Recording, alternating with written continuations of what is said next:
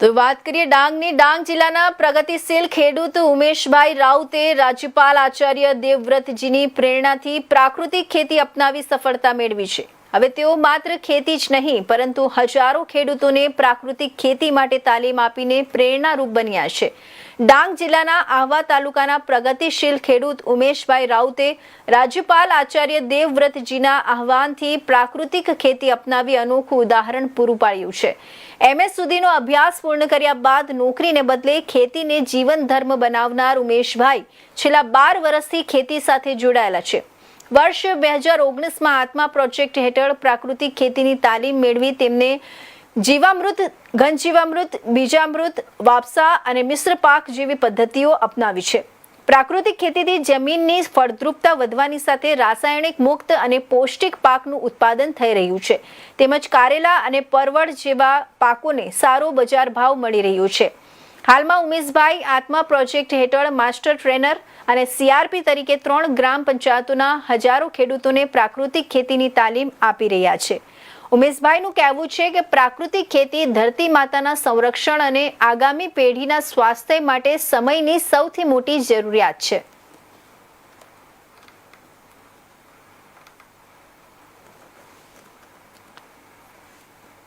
ભાઈ ઈશ્વરભાઈ રાઉત, હું માલપાડા ગામનો વતની છું, આહવા ડાંગનો. હું છેલ્લા 12 વર્ષથી MA BEd ભણ્યા પછી મેં કંઈ કર્યું નહીં. પછી મેં ખેતીમાં જોતરાવ્યું.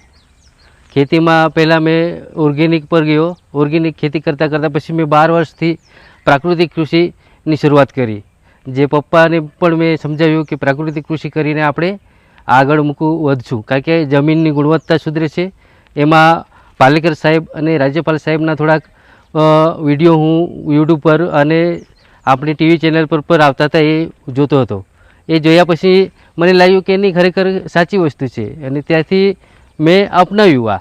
અને મેં પણ આ પ્રાકૃતિક રીતે કેવી રીતે કરવાનું, કારણ કે આ આખું પ્રકૃતિમાં જ આપણે રહીએ છીએ અને પ્રકૃતિ સાથે જ સંબંધ આપણો પહેલેથી છે. અને આપણી પાસે દેશી ગાય પણ છે. એટલે એ જે આપણી પાસે છે એ જ બધું છે, એ જ કરીને આપણે કરવાનું છે. પ્રકૃતિમાંથી જ સાધનો લઈને આપણે હાથે ખેતી કરવાની છે. તેથી મેં એ લોકોના રાજ્યપાલ સાહેબ દેવવ્રતજીના માર્ગદર્શન અને આત્મા દ્વારા જે ટ્રેનિંગ મને 2019માં મળી, ત્યાર પછી હું વધુ સક્રિય થયો અને આ ખેતીમાં તરત જોતરાયો. અને પાછા જેમ જીવામૃત, બીજામૃત, ઘનજીવામૃત, મિશ્ર પાક, મલ્ચિંગ છે, વાપસા, એ બધું અપનાવવા ધીરે ધીરે ચાલુ કર્યું. અને ત્યારથી હું આજ સુધી પ્રાકૃતિક ખેતી કરું છું. મારા ખેતરમાં આમ બી પ્રકૃતિની દ્રષ્ટિએ જોઈએ તો બધી વસ્તુ છે. જે જીવાત આવે તો નિમાસ્ત્ર જોઈએ કે અગ્નિયાસ્ત્ર, આપણે નિમાસ્ત્ર છે, એ બધું આપણે બનાવતા છીએ.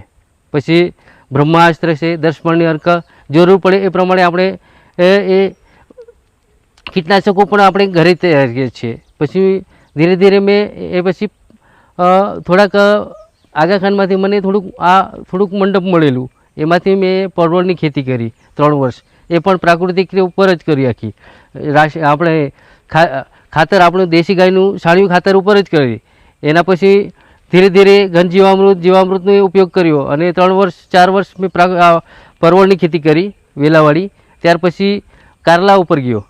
કારલામાં પણ મેં પ્રાકૃતિકની દ્રષ્ટિએ ખેતી કરી. એમાં પણ મેં જીવામૃતને આખું ટ્રીટમેન્ટ કરીને, બીજામૃતથી માંડી ટ્રીટમેન્ટ કરીને આખું કરતો હતો.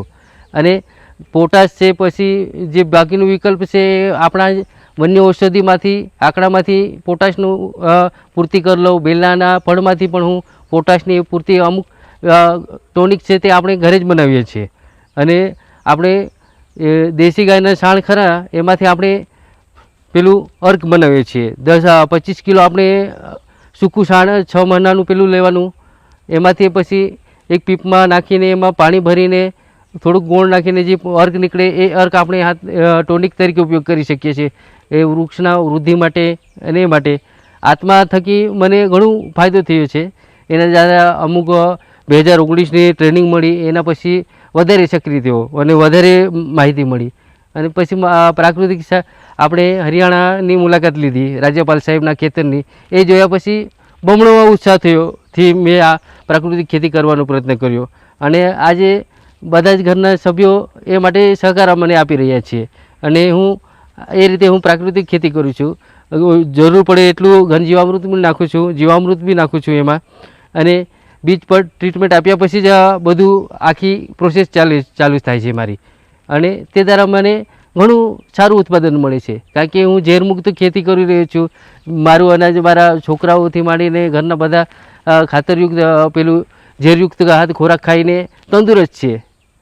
વધારે આ પેલું આપણે પેલું એ થઈ શકે નહીં, શરીર ઉપર અસર નહીં થાય. અને બીજા પણ આપણા પાસેથી જે અનાજ કઠોળ લે એ લોકોને પણ સારું ખાવાનું મળે. એ આપણો હેતુ છે કે પ્રાકૃતિક ખેતીથી આપણે આજે આ મુહિમ રાજ્યપાલ શ્રી સાહેબે કરી છે એને આગળ વધારવાનું કામ આપણે કરવાનું છે.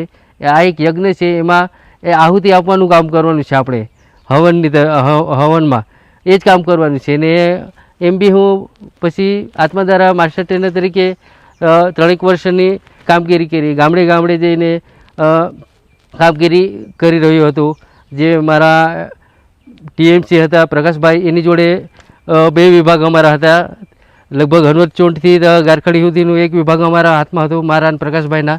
આ ગામડે ગામડે જઈને લોકોને પ્રાકૃતિક માટે જાગૃતિ કરવા માટે અમે પ્રયત્ન કરી રહ્યા છીએ એ લોકોને.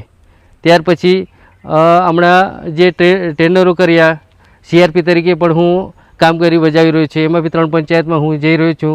ત્યાં ઘન જીવામૃત ને બીજામૃત ને બધું સમજણ આપીને એ લોકોને ખેડૂતોને કરવા માટે પ્રોત્સાહન કરી રહ્યા છીએ. અને ઘણા ખેડૂતોએ ઘન જીવામૃત બનાવીને આ વખતે ખેતરમાં ઉપયોગ કરવાની શરૂઆત કરી છે. એ દ્વારા આ પ્રાકૃતિક કૃષિનો વેગ મળે અને સારું વધારે ખેડૂતો એમાં જોતરાય એ માટે આપણે કટિબદ્ધ છીએ. કારણ કે પ્રકૃતિની જોડે જ રહીશું તો જ આપણું જીવન શક્ય છે. નહીં તો આપણે પ્રકૃતિથી વળગ્યા થઈશું તો પ્રકૃતિ આપણને નુકસાન કરશે. એટલે એ માટે આપણે બધાને સાથે લઈને ચાલવાનું છે, કારણ કે પ્રકૃતિ થકી જ આપણું બધું સંભવ છે.